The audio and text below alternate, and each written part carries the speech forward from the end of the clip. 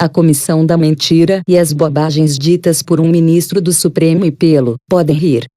Coordenador Nacional da Verdade. Nem o stalinismo tinha um desses. Pai, quando eu começo assim, leitor, é porque a estupidez desperta em mim certa preguiça intelectual.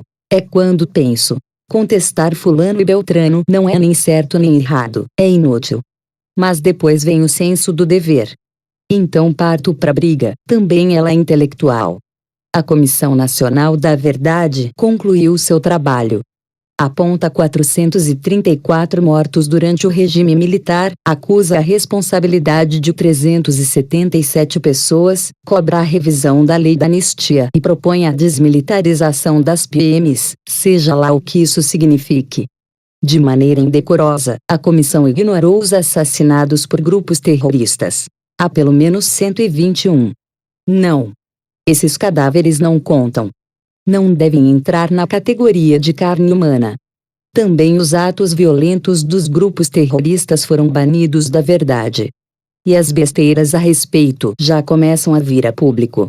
Destaco, em primeiro lugar, a fala daquele que tem mais importância, Luiz Roberto Barroso, ministro do Supremo, segundo quem a validade da lei da anistia, a 6.683, de 1979, deve ser examinada de novo pelo tribunal.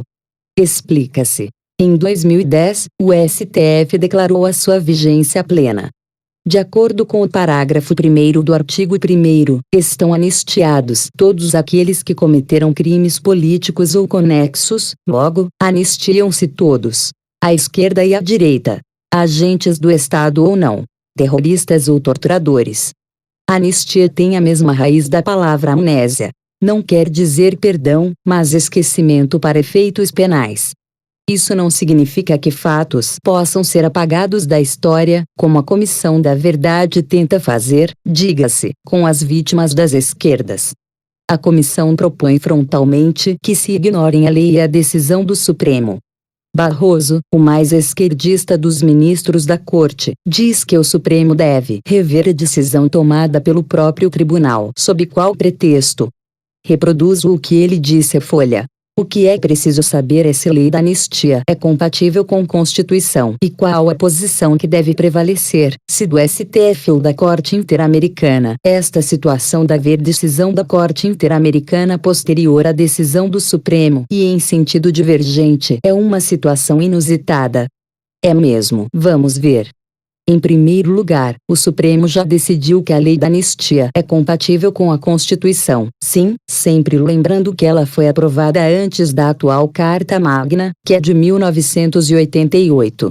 Fosse hoje, não haveria mais como anistiar pessoas que praticaram tortura, mas também não haveria como anistiar as que recorreram ao terrorismo.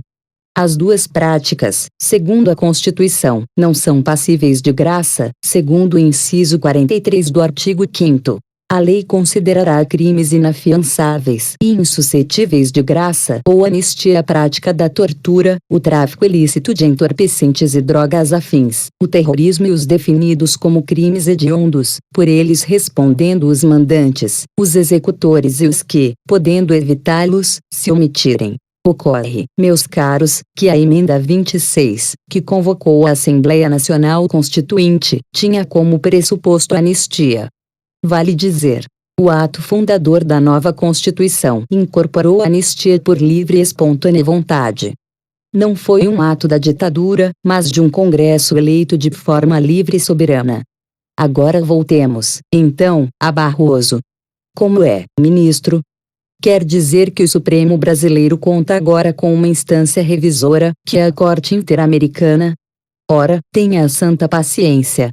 Ou por outra, a instância máxima de decisão da República Federativa do Brasil não se encontra mais em solo pátrio. Só pode ser piada.